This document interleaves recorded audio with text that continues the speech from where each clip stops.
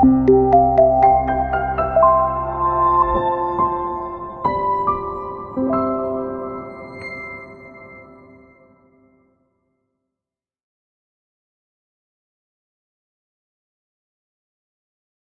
fait Isabelle VI? Eh bien, il y a trois choses importantes.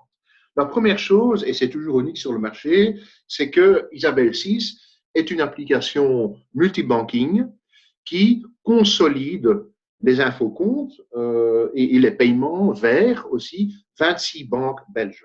Elles vous permettent en fait de gérer vos applications bancaires à partir d'une seule interface. Isabelle VI vous permet aussi de collaborer au sein de votre équipe. Par exemple, lorsqu'une personne doit introduire les paiements, mais une autre personne doit signer ces paiements, eh bien, nous avons donc les workflows, les processus nécessaires dans Isabelle VI qui nous permettent de gérer qui a accès à l'introduction, soit la signature de paiement. Et le troisième élément que nous illustrons aujourd'hui, c'est évidemment l'intégration. L'intégration des informations d'Isabelle VI vers un logiciel de gestion externe, comptabilité, ERP, gestion de trésorerie, et l'information qui est générée dans votre ERP ou logiciel financier, parlons par exemple de la création de fichiers de paiement, pour exporter cette information vers Isabelle. La démo aujourd'hui se focalise justement sur cette intégration, et ça à deux niveaux. Au niveau de fichiers de paiement, donc typiquement, vous allez créer des fichiers de paiement dans votre logiciel comptabilité, eh bien, nous allons vous montrer comment les importer très facilement dans Isabelle VI. Et le deuxième élément, c'est que les fichiers CODA, eh bien, on peut les exporter vers votre logiciel de comptabilité afin de automatiquement mettre à jour votre comptabilité et de vous permettre de réconcilier vos... Et nous allons adresser cela, c'est le deuxième point, comment faire ça de façon automatisée.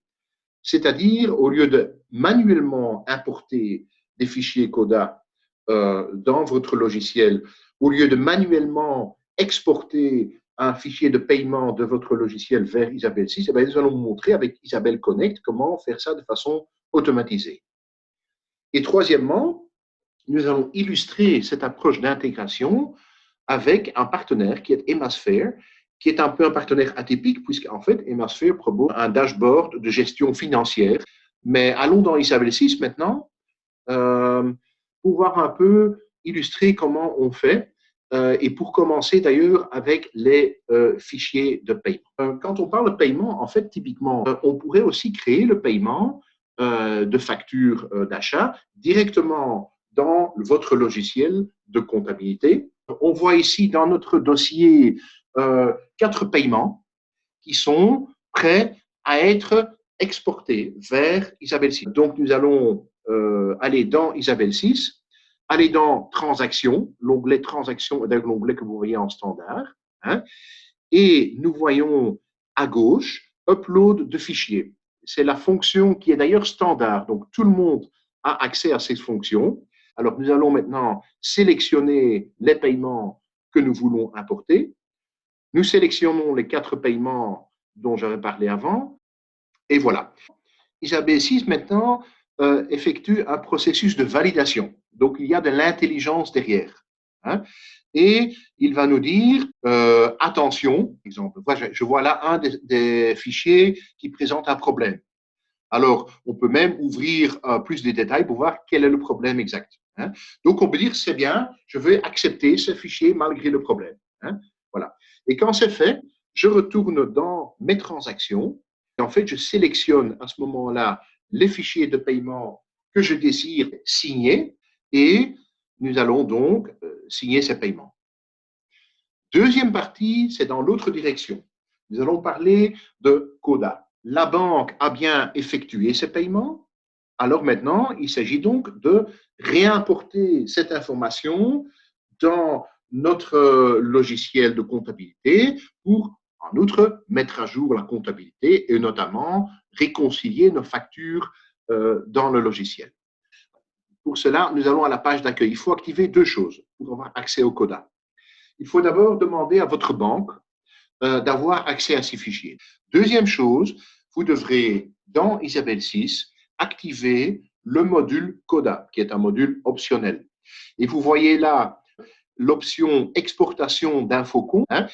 Vous sélectionnez cette option et ensuite, en fait, une demi-heure après, vous aurez accès à vos fichiers CODA dans Isabelle. Donc, retournons maintenant dans Isabelle. Le module est activé et Isabelle m'indique que j'ai 6 fichiers qui sont prêts pour être importés. Donc là, je fais la sélection de tous les fichiers que je veux importer dans Isabelle. J'en choisis un qui est le test. Et donc, ce qui se passe maintenant, c'est que ces fichiers se trouvent sur mon ordinateur comme fichier zip. Donc, il suffira d'extraire ce fichier. Et ensuite, il y a 2 possibilités. Soit je peux importer manuellement mon fichier CODA dans mon logiciel de comptabilité, mais il y a une deuxième option, parce qu'évidemment, l'importation manuelle, ça demande d'abord du temps, ça demande que vous êtes auprès de votre ordinateur. Alors, et c'est un problème aussi de sécurité, puisqu'on laisse quand même traîner des fichiers confidentiels sur le réseau. Alors, deuxième option, pourquoi ne pas décider d'importer automatiquement ces fichiers CODA dans notre logiciel de comptabilité? Isabelle Connect réalise donc cette connexion entre Isabelle 6 et votre logiciel, aussi bien pour les fichiers de paiement dans l'une direction que pour les fichiers CODA dans l'autre. Nous avons aujourd'hui déjà une connexion avec les éditeurs que vous voyez sur votre écran. Des négociations sont en cours avec un grand nombre d'autres éditeurs. Donc, n'hésitez pas à contacter votre éditeur ou à nous contacter pour voir un peu quelle est la situation au sujet de votre éditeur. Il y a aussi la possibilité, si vous avez une application financière sur mesure, de réaliser une connexion Isabelle Connect avec votre application sur mesure. Donc, sur mon écran d'accueil Isabelle 6, voilà, je clique Gérer Isabelle Connect. Vous sélectionnez en fait l'application avec qui vous désirez connecter. Je presse sur Suivant. Je choisis en l'occurrence Emasphere parce qu'aujourd'hui, nous allons réaliser la connexion avec Emasphere, mais sachez bien, une opération qu'on fait qu'une seule fois, évidemment. Donc maintenant, illustrons cela avec Emasphere. Bonjour à vous. Alors, chez Emasphere, la gestion de données se trouve vraiment centrale. Qu'est-ce qu'on remarque? C'est qu'il y a souvent des feuilles Excel qui sont utilisées, ce qui prend beaucoup de temps, entraîne des risques d'erreur et amène à prendre de mauvaises décisions. D'où Emasphere qui solutionne ces problèmes, où les données viennent de différents systèmes, à commencer par des systèmes ici en bas, comme on voit ici, des systèmes comptables, mais également d'autres systèmes. La force d'Emasphere, c'est que vous pouvez visualiser plein de tableaux de bord avec des KPIs, des graphiques et des rapports. Alors, ce sont des rapports où, je dirais, dans la partie financière, les choses classiques telles que compte d'exploitation, bilan et j'en passe, mais nous allons beaucoup plus loin, à savoir, c'est qu'on peut faire des budgets, des prévisions, des consolidations multi-entités et bien entendu, le jour d'aujourd'hui, essentiel, une prévision prévisionnelle, mais également, je ne sais pas si vous avez, certains d'entre vous, fait de l'analytique, vous pourrez bien voir la rentabilité par activité, par produit ou par type de produit. Il est primordial de se focaliser sur l'essentiel qui est l'analyse des chiffres et l'analyse de pouvoir alors également anticiper et de prendre des actions concrètes. Alors, grâce à donc l'intégration directe avec Isabelle 6 et indirectement avec Isabelle Connect, vous allez pouvoir avoir un tableau de bord.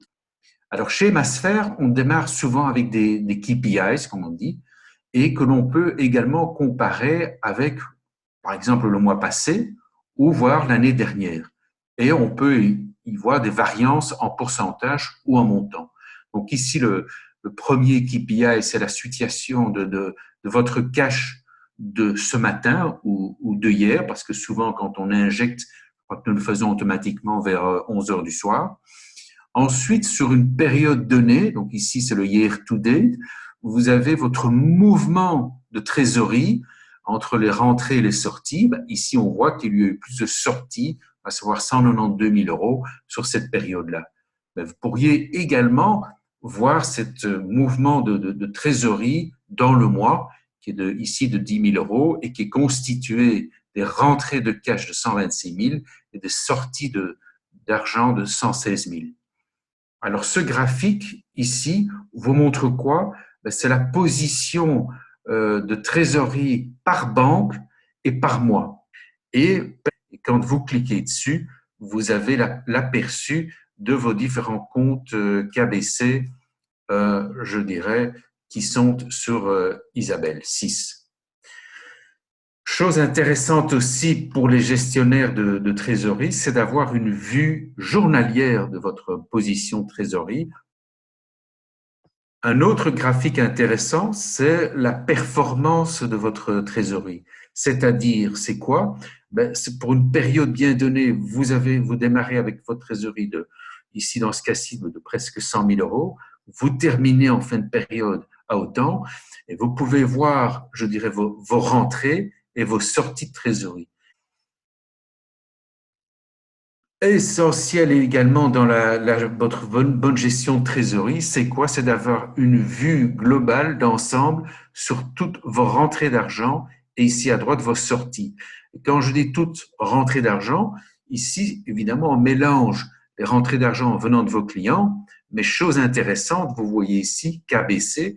Eh bien, quand je le vois ici, KBC, c'est quoi? C'est que l'entreprise a contracté via ce compte-là un investissement pour l'achat d'une machine ou l'achat d'un bâtiment ou je ne sais de quoi.